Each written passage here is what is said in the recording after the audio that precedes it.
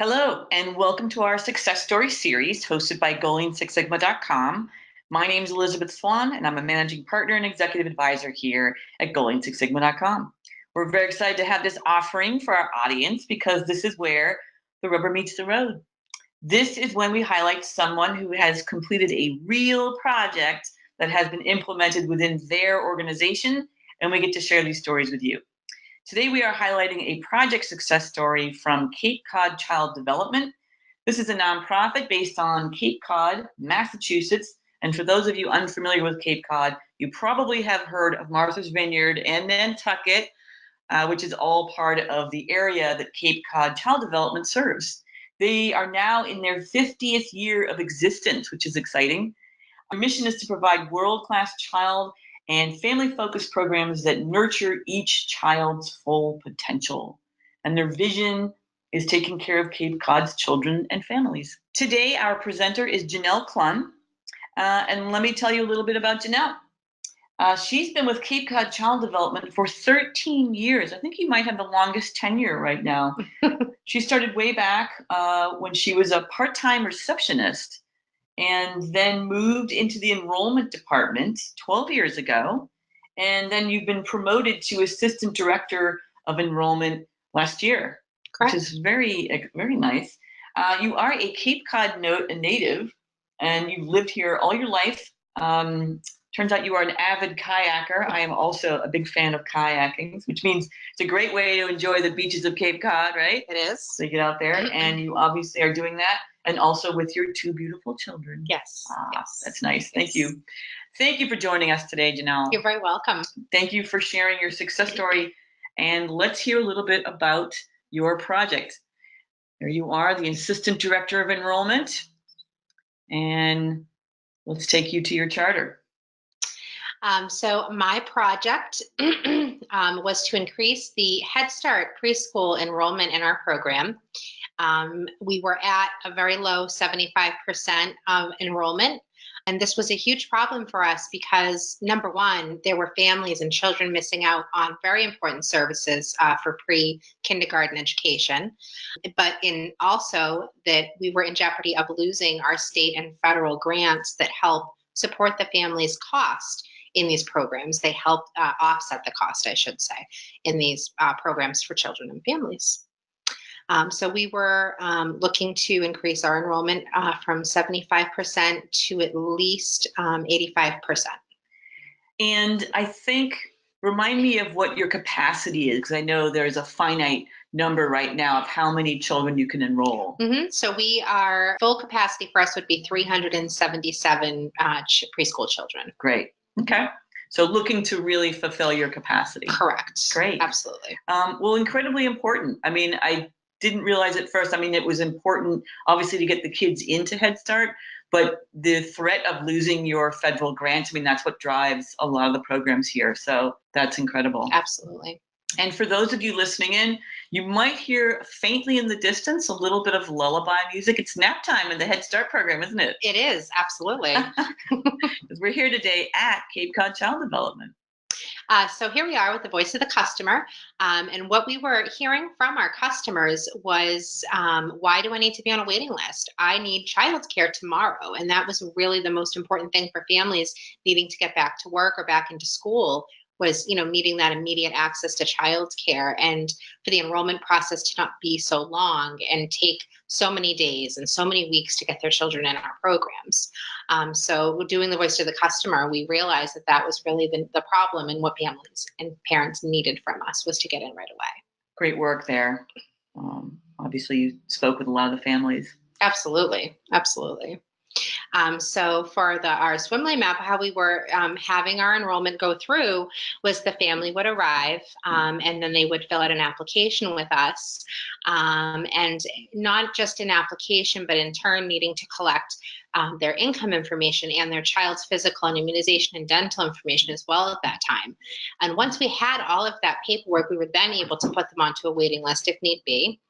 And then after we were able to enroll them and we approved them, we would move it on to the health department for another approval with their medical and their dental information. So it was quite a long process. It's very hard for families to, call the doctor repeatedly, get the medical information, get the dental from the dentist. It was just really, it was a hardship for the families to have to do all those steps. Yeah. It's hard for the average person to do that without any. I'm thinking about my own process. Yes. It takes a while to get all of that done, and never mind if you've got kids. Exactly. So what we were looking at was, again, the enrollment was down by 25% in September of 2016.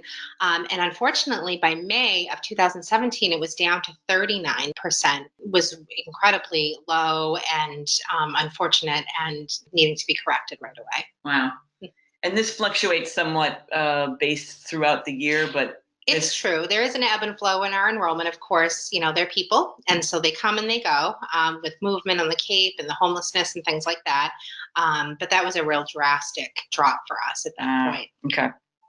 So we began to look at the data that we were collecting.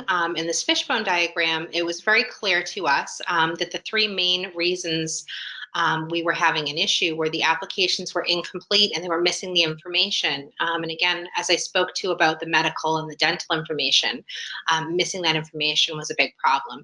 Having lots of paperwork to bring. And like you said, Liz, families struggle with getting all that paperwork and keeping it together. And it's a lot of work for them when they have children and they're worrying about that as well.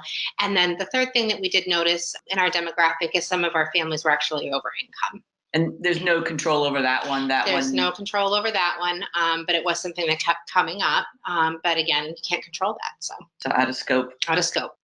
And here we are with our root cause hypothesis. So we had a few of hypotheses come up, and being the families were over income, but again, out of scope. Families' legal status. Families are afraid to apply due to their lack of citizenship here. Amount of documentation required. Again, EEC, which is Early Education and Care, and Head Start, they mandate too much paperwork and documentation for families. And families weren't receiving waitlist letters because they had moved or didn't report change of address. So that was becoming an issue as well. But again, that wasn't something we could control, so that would be an out of scope. It's really interesting. We do a lot of work with government along with nonprofit, and just a lot of the mandated paperwork, documentation, that's very reminiscent. It's the same requirements that can bog a process down. Absolutely. But when you can look at the process and you can see what is mandated and what isn't, I think that's important too. And sometimes people assume things are mandated when they're not. Correct. Exactly. Yeah. Yep. Great. Good work there. So here we are. We'd look collecting some data over a period of time, and we were looking to see, at the documentation that we were requiring for families, what was it out of all of the documentation that everyone requires? Were they missing most times than not? And what we came to found out was that it was the health information. Again, it was that physical and the immunizations and the dental record that we were requiring for families that was delaying the enrollment process for them. That's your biggest bucket. That was our biggest bucket. And that is something that we could, look at controlling.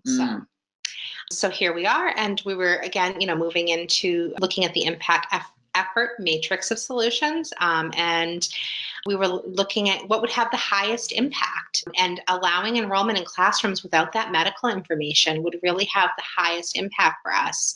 And, what would happen if we weren't to make some changes where it was going to lose the funding and not be able to offer that care for the neediest families here on the Cape. The other thing we looked at doing that was fairly easy was adding an enrollment application to our website to allow families to complete the applications right from their smartphones or their computers or the library or wherever they access the internet. And we're actually moving forward with that, and we're almost complete with that process. Really? Yep, January 1st, we're hoping to roll that out. So we're very excited about that. So that one's coming, but the other one, you did allow enrollment without the medical info up front. We did, yes. We looked at that process and we decided it was not a mandate by either Early Education and Care or Head Start to have that information prior to enrollment in our classrooms. So we were able to go ahead and move that process along a lot quicker and not require families to bring that documentation to us. So is there any downside to that? Is there any risk to not getting that medical or dental info up front? We did look at the risks and the benefits, of course, and there is some risk, families getting in the classrooms and maybe not providing it to us in a timely fashion. But we looked at, staff that can support them after they're enrolled. The family advocates, the teachers can support the families in getting that information to us within the required time frame, which is 30 days from enrollment. And it sounds like, from what I heard, it actually is getting completed in the 30 days. It is. We have not had to ask a family not to attend for lack of bringing in their paperwork after they've been enrolled. So it's been quite successful. So that's nice. So the child is enrolled and they're getting the benefits of being in the program. Absolutely. And this is just happening in due time. It's Absolutely. meeting the 30-day requirement, just not preventing the enrollment. Correct. And the child, again, is able to be in the classroom learning with peer and peer interaction, getting their, meals and snacks and just having that wonderful education that they really need before kindergarten. What a great discovery, as you said, us figuring out what's mandated and what's not. And this really wasn't mandated. It really was not mandated. And that's Absolutely. Great. And I love hearing this application's about to come on. We're very excited about that. It's been a process, but I think it's going to be really beneficial for families, especially families that maybe they don't have transportation to come down to our main office or any of our locations for that matter. We find that families generally have a smartphone, and so they can even access the application from there, and it gets that process going that much sooner and quicker for them. And did you discover things like that in working with the families, that really people do have the smartphones, they can access this stuff? Absolutely, yes. Yep. It was actually at enrollment, we were saying to families, do you have access to the internet, easily and readily? And they were saying yes. So we thought, wow, what a great idea to go ahead and roll that enrollment application out. So. Yeah. Nice research, Jennelle, nice research. So here we are with our new process. So the family arrives, the application process being now that simply filling out the application. There's no medical and there's no dental required at that point. And we're able to just move right on into enrolling them. And the decision is made just based on their income, not having to worry about collecting that medical and dental, rolls right into the health department where it's collected after the fact, and the child is able to start in the classroom that much sooner. That's great. Just moving a step. So exciting. And you can see here, after we made our change in our process, we were able to increase our enrollment drastically. We actually exceeded our goal of 80%, and we were 85% enrolled in September, which was an increase of 10% for us over the last year. And where are you now? We're at 92% enrolled today, as of today. Yeah. So. And now you're gonna have this online application, and it's gonna shoot up even more. Absolutely. That's amazing. Yeah, we're super excited. That's amazing. And here we are again, just a bar graph of where we're at. So again, we were at 75% enrolled in September 2016. And then at the end of September 2017, we were at 84% enrolled. Just simply by looking at our processes and making a change. That's so great. And I know it's a little seasonal in terms of when the classes start and things like that. So this is a great comparison, looking at last fall and this fall. Correct. Absolutely. That's great. And some of our benefits and lessons learned throughout the process, for me, the benefits was enrollment increased in September by nearly 10% over the last year, which was a huge success for our agency, but especially for the children and families on Cape Cod. To be able to offer that many more family services was a huge, amazing, a thing to experience. Opportunity to improve the preschool enrollment process, looking at the process. And again, I've been here, it would be 13 years, and you're in a process and you don't notice that there's opportunity for change unless you really sit and you go through this Lean Six Sigma process, and you can say, wow, I'd never looked at it this way over the 13 years I've been here.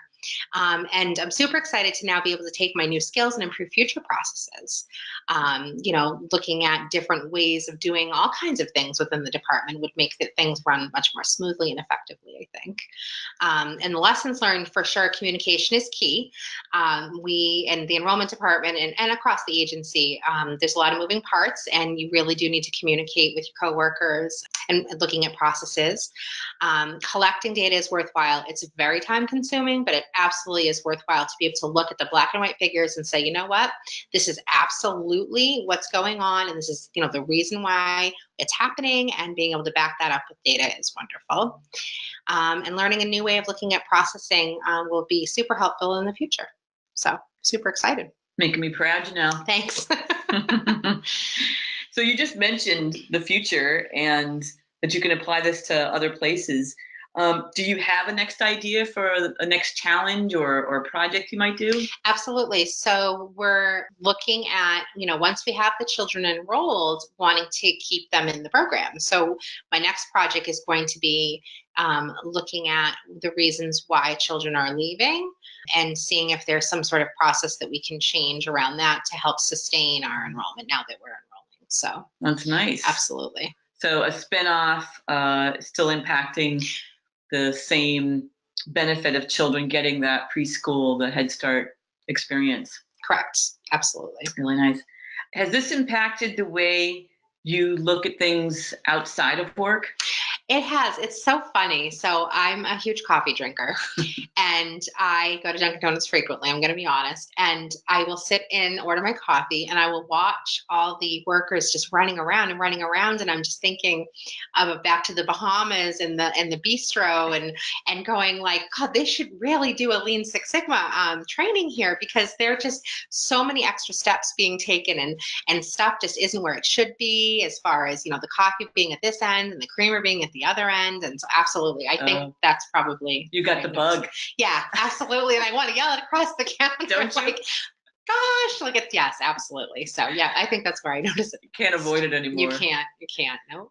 And then last question for you, what was your favorite part about doing this project? I think my favorite part, aside from learning a new skill, would have to be that we are now able to help that many more children and families here on Cape Cod. I think that our services are so crucial to the Cape and to the families here. And, for us to be able to offer the services to that many more families and do it in a way that isn't hurting them and having to collect all that additional documentation and just making things easier for them, because being a parent is really hard work as it is, and then trying to enroll your child into school, in my opinion, should not be that difficult. So, Cape Cod Child Development, giving me the opportunity to learn this new skill and, be able to help these families was really important to me. So that's a great takeaway, and thank you for that. Absolutely. Incredibly important work, and just exciting to see the mission-driven impact you guys are having. Yes. That's a great thing. I am Elizabeth Swan, and you're listening to GoingSixSigma.com's success story highlighting Jennelle Klun. And I want to thank you, Jennelle, for joining us today. I want to thank you, Liz. And thank you for sharing your success story with us. And also, thank you to our listeners for joining us today. I hope you found this success story as helpful and as inspirational as I have. If you have a success story you'd like to share with us, send us a note at contact@GoingSixSigma.com. Don't forget to go to our website and view all of our other success stories. And please help yourself to downloads of templates, tools, blogs, webinars, and others free tools that are there for you. Thank you for joining us today. Until next time.